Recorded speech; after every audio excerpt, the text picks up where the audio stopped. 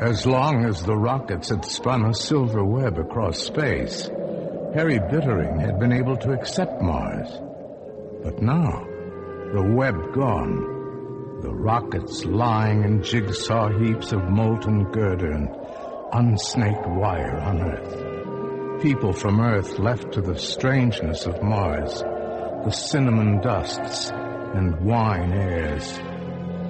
This was the moment that Mars had waited for. Now, it would eat them. Ray Bradbury's Dark They Were and Golden-Eyed.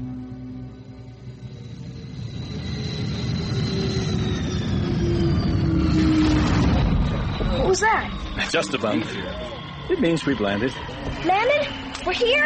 Yes. Get your things together, kids. Ladies and gentlemen, welcome to Mars. On behalf of the crew, we wish you all a long and prosperous stay here. Good luck. We'll need it. Everyone set? All set. All set. We're ready, Harry. Well, ready or not, here we come.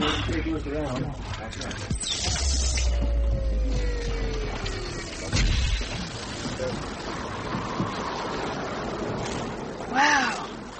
Look at the wind blow. Let's get back on the rocket and go back tonight. Why, Harry? Listen. Well, it's just wind. We had wind in Boston. It's eaten away the hills and the cities. Look. Chin up, Harry. We've come at least 65 million miles to get here. Let's make the best of it. You're right. We'll make the best of it. Right, kids? Right. Come on, we've got a house to build.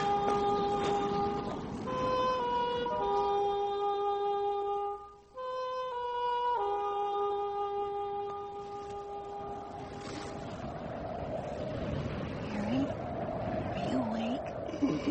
Yeah, I'm awake. I think I'm finally getting used to the wind. It took me a few months, but now I think I'd miss it if it wasn't there. I'm glad you like it. Don't you? Cora, sometimes I feel like a salt crystal in a stream being washed away. We don't belong here.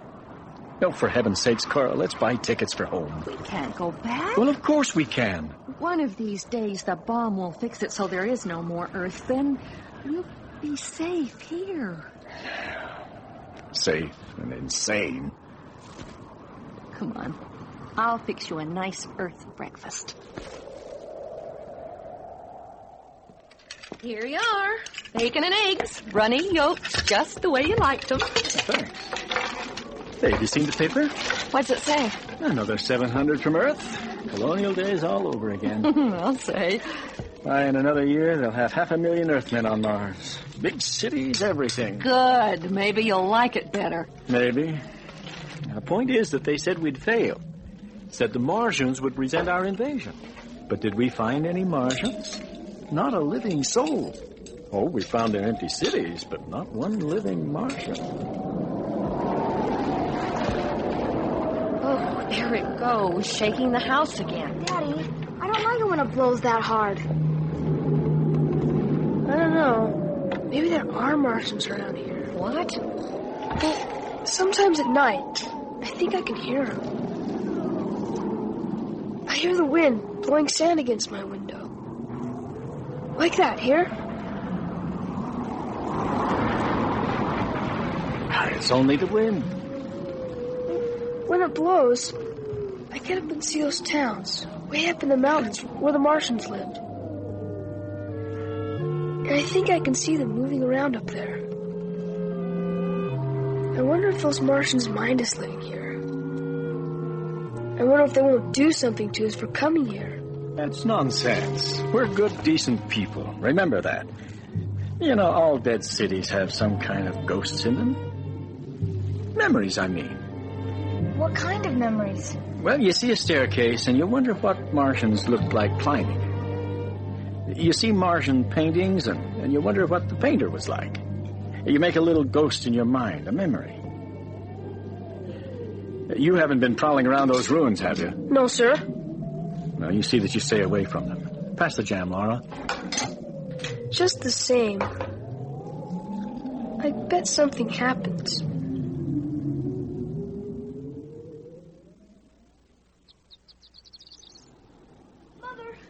Father! Mara, what is it?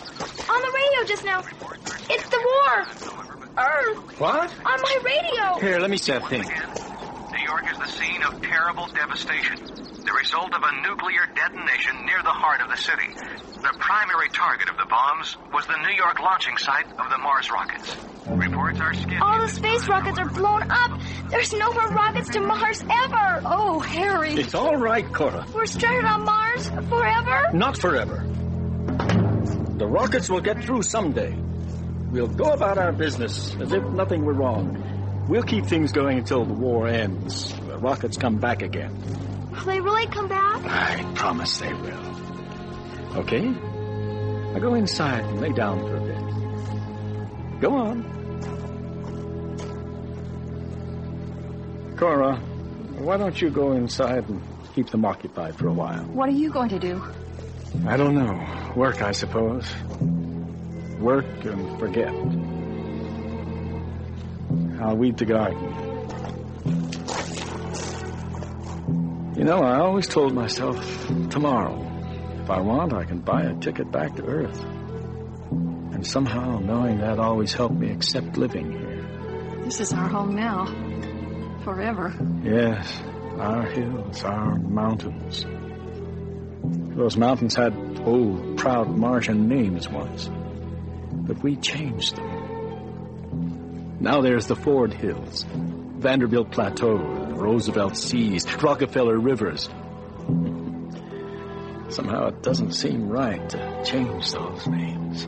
But that's their names now. Oh, on our maps, maybe. The old settlers on Earth knew how to name things, though. They used the old Indian prairie names. Wisconsin, Minnesota, Ohio, Utah, Waukegan. The old names, the old meanings. Yes, they were good names. I wonder if they're up there now. All the dead ones, the Martians. Well, here we are. All alone. Cut off. Come down. Move us out. Take your cities back. We're helpless. I'm going in. Cora, wait. Look at this. What is it? These blossoms from the peach tree. Do you see? Oh, what about them? Well, don't you see? They're different. They've changed. What? They're not peach blossoms anymore. They look all right to me. They're not. They're wrong. How can you tell? Well, I don't know. An extra petal, a leaf, something. The color's wrong. The smell. And look over here in the garden. Look, right here. Do these look like carrots? Yes. No. I don't know. They've changed. Maybe. Well, you know they have. They're almost onions, and they're almost carrots and radishes. They smell almost the same. They feel almost the same. But they're different. Cora, what's happening? What is it? Dad! Mom! Come look! Timmy? Over here! The cow! I was looking at her and I saw it. Look at her head. Here. What is it? A bump? Not a bump. A horn, Cora. It's growing a third horn. We've got to get away. We'll eat this food and then we'll change. Harry. I can't let it happen. There's only one thing to do. We've got to burn the food. But it's good. It's not poisoned. But it is. Subtly, very subtly. We can't touch it. And look at the house. Even that, the wind's done something to it. It just needs a little paint. Oh, don't you see? The air's burned it. And look at the boards. The fog at night's warped them all out of shape.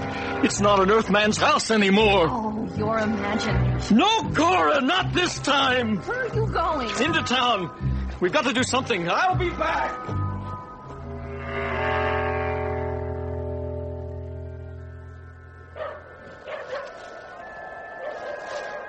Isn't that Harry Bittering coming this way? Sure is. Looks like something ain't sitting right with him. I'll say. Hello, Harry. What brings you to town? What are you going to do? Beg your pardon? You did hear the news this morning, didn't you? Well, sure, we heard it, Harry. Well, what are you going to do about it? Do? What can we do, Harry? Build a rocket, that's what. A rocket? And go back to all that trouble? Not me. You must want to go back. But why, Harry? Well, look, you've got gardens. Have you noticed the peach blossoms? The onions, the grass? Well, yeah. Seems I did. Doesn't it scare you? Can't recall that it did, Harry. Well, you idiots! Now, Harry, you've got to help me. Help yourselves. If we stay here, we'll all change. It's the air. Don't you smell it? It's something in the air. A Martian virus or pollen. Smells like rain to me. Listen to me, Sam! Yes, Harry? Will you help me build a rocket? Harry, I got a whole load of metal and some blueprints. Now, you want to work in my metal shop on a rocket? You're welcome. I'll sell you the whole kit and caboodle for $500. You ought to be able to build a pretty fair rocket by yourself in about 30 years. Don't laugh. I'll do it. Sure, Harry. Sam, your eyes. What about them? Didn't they used to be gray? Well, no, I don't remember. They were, weren't they? Why do you ask, Harry? Because now they're kind of yellow-colored. Is that so? Harry, what color are your eyes? My eyes? They're blue. Here, take a look in this mirror. See for yourself. Yellow. They're turning yellow. Welcome to the club, Harry.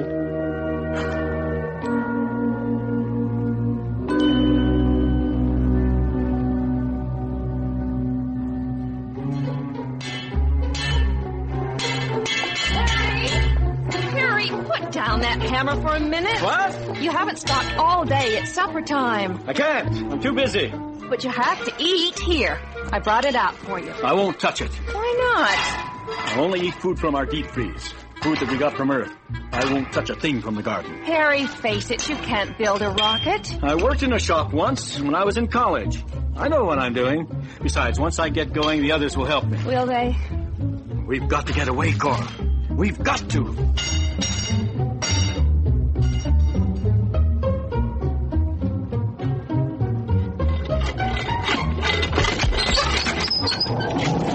Shut the door! You're blowing plans all over. Harry, it's been weeks now since you've rested. Take the day off. Look, Cora. Frame's done. Some of the men helped me move it. I told you they would. You're not eating. You're getting weaker. Here, I made you a sandwich. I can't eat that. Some of it came from our garden. Harry, I've used up all the food in the deep freeze. There's nothing left. I have to use the food grown on Mars. Now you must eat. How can you finish the rocket if you have no strength? All right. I'll eat. Good. There's some soup in the thermos. Cora, do I look thinner to you? And taller? Well, you've lost some weight, but that's probably from not eating. Some of the boys said I was getting taller, thinner. I told them that they were crazy. Please, Harry, take the rest of the day off. The wind's dying down. It's going to be hot. The children want to swim in the canals and hike. Wouldn't you enjoy some time with them? But this is a crisis. I can't waste time. Just for an hour. A swim will do you good. Come on. Oh, all right. Just for an hour. Good. The car's all packed. Come on, before it gets too late.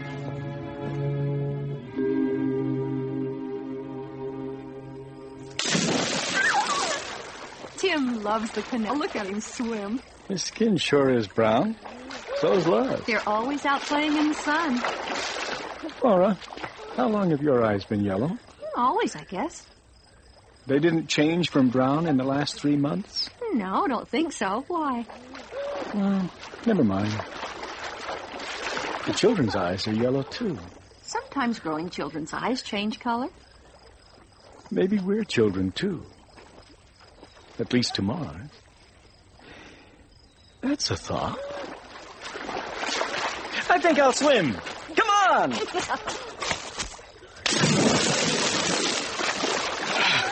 Oh, it does feel good. I wonder what's down at the bottom of these canals. I bet there's pieces of pottery and old statues. Could be.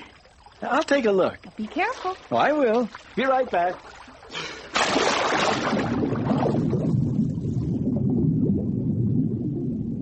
I'm sinking down, down, like an old Martian statue in green silence. It's quiet down here and peaceful. If I lie here on the bottom long enough, the water will eat away my flesh until the bones show like coral. Just my skeleton left. And then the water can build on my bones. Green things, deep water things, red things, yellow things. Change.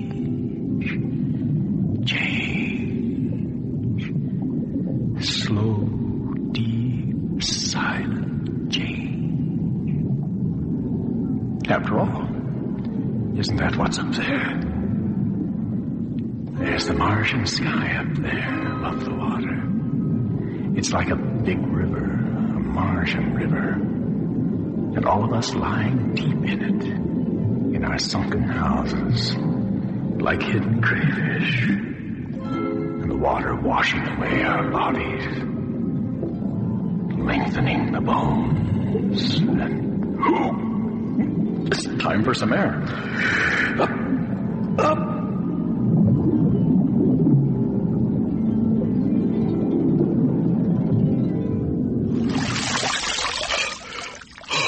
Oh, hi, Tim. I've been on the bottom. Utha. What? Utha. You know, Utha's the Martian word for father. Where did you learn that? I don't know. Around. Oh, Utha, yes? Go ahead. I want to change my name. Change it? Yes. What's wrong with Tim for a name? The other day when you called, Tim, I didn't even hear it. I said to myself, that's not my name. I've got a new name I want to use. What is the new name? Linnell. Isn't that a good name? Can I use it? Well, Why not? yes, you can use it, Tim. Yay! I'm Linnell! Why did we do that? I don't know. It just seemed like a good idea. Come on, let's get out of the water and take a walk. There's some old Martian villas I'd like to see. All right.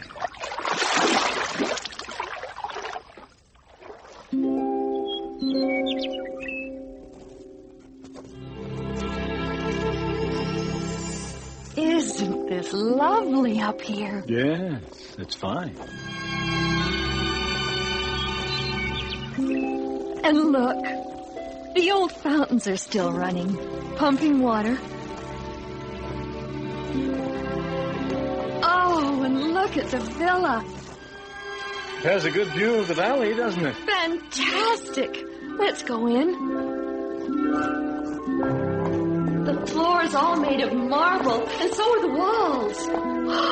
Look, there's a swimming pool. Yes. It's all so cool and refreshing. Oh, especially when it's so hot outside.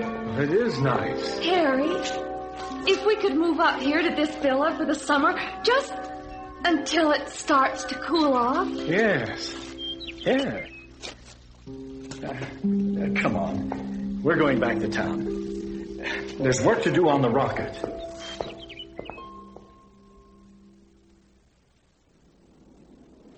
Can I help you, Utha? Yeah, hand me the blowtorch, will you? Sure. Here. Thanks.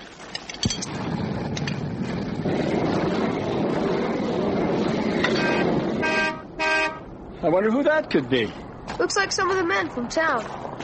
Yeah.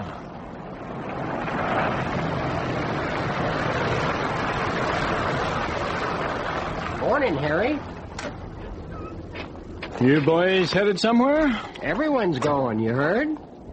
Going where? Up to the villa in the hills. Yeah, Harry, I'm going too. We all are. That's right, Harry. What about you? Oh, I've got some work to do here. Work? You can finish that rocket in the autumn when it's cooler. Yeah, it's too hot to work on a thing like that now. It's nice and cool up at the villa. You know, they got fountains that are still running up there, and the paths are covered with water. It's like wading in a cold stream. Keeps your feet cool all summer long. How about it, Harry? I got the frame all set up. Autumn, Harry. Autumn would be the best. Autumn would be better. It would be cooler, wouldn't it? No, it'd be a lot better. I'd have plenty of time then. That's right. All right, in the autumn. I'll start work then. Come on then, Harry. We got plenty of room on the truck for your stuff. Good. Hey, Harry, I got a villa near the Terra Canal. You mean the Roosevelt Canal, don't you? No, Terra, the old Martian name. Yeah, but on the map that... Forget the map, it's Terra now. Anyway, it's in great shape, and what of you? You should see it. Maybe I will. Maybe I will. Come on, Harry. Let's get your stuff on board.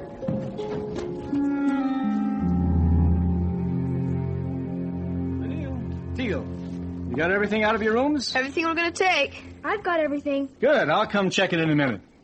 Cora, what about the front room? I don't know. The furniture looked fine in Boston, and it looked good here in the cottage, but up in the villa? Well, maybe we can get it when we come back in the autumn. Yes, in the autumn. We'll get it then. In the meantime, I've got some ideas on furniture for the villa. Big, lazy furniture. Here, your encyclopedia. You're taking it along, aren't you? I'll come and get it next week. Well, that's it then. I've shut off the water and the gas. What about the door? There. Locked tight. All set, Harry? Yeah, we need to get going. Yeah, everything's loaded, Sam. Gosh, we're not taking much, considering all that we brought to Mars. This is only a handful. It's all we need. Harry, you drive this truck. I'll go with Wendell. Okay, everybody. Hop in.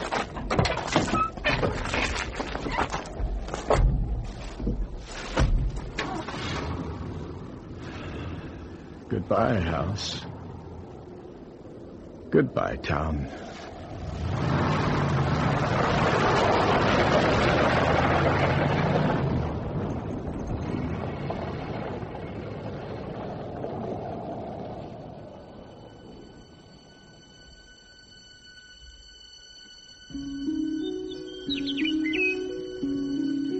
Cora, it's beautiful here.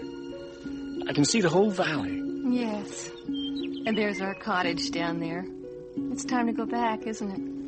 Yes, but we're not going, Cora. There's nothing there for us. Your books, your good clothes. The town's empty. No one's going back. There's no reason to.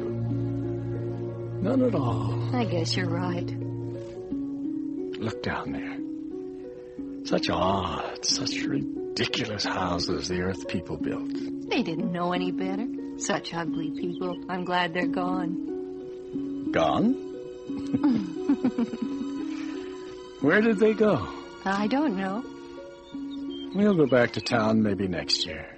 Or the year after that. Or maybe the year after that. Maybe. Come on. Let's take a swim.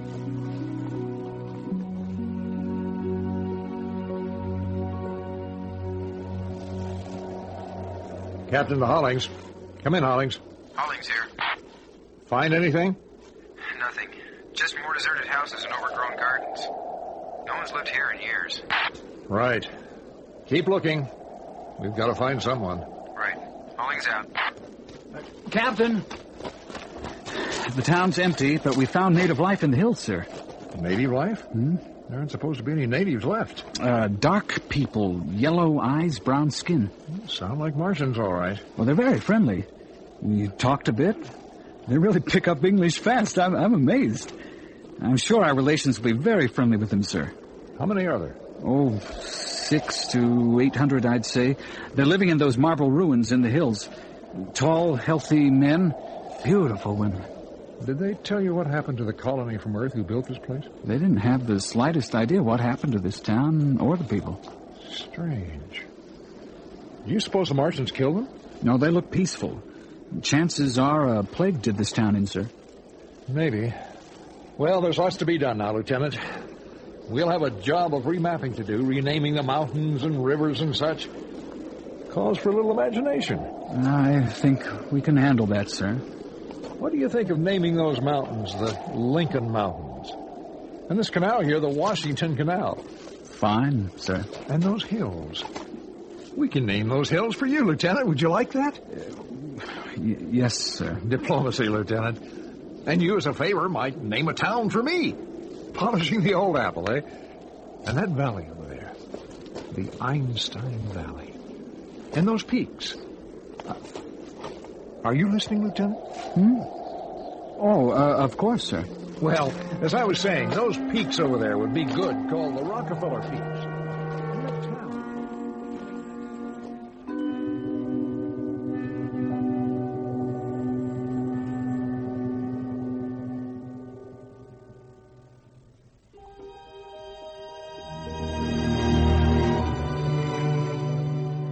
Dark They Were and Golden-Eyed was adapted from the story by Ray Bradbury. Featured in the cast were Bryce Chamberlain, Beverly Rowland, Steve Densley, Jennifer Coleman, Coleman Creel, Max Robinson, Jay Bernard, and Nathan Hale. Original music by Roger Hoffman and Greg Hansen. Production assistant was Patrick Meade. Associate producer was Jeff Rader. Bradbury 13 was created, produced, and directed by Mike McDonough. Executive producer was Dean Van Eitert. This program was produced with the funds provided by the Corporation for Public Broadcasting through National Public Radio Satellite Program Development Fund. The program was produced by Brigham Young University Media Services, which is solely responsible for its content. This is Paul Frees speaking.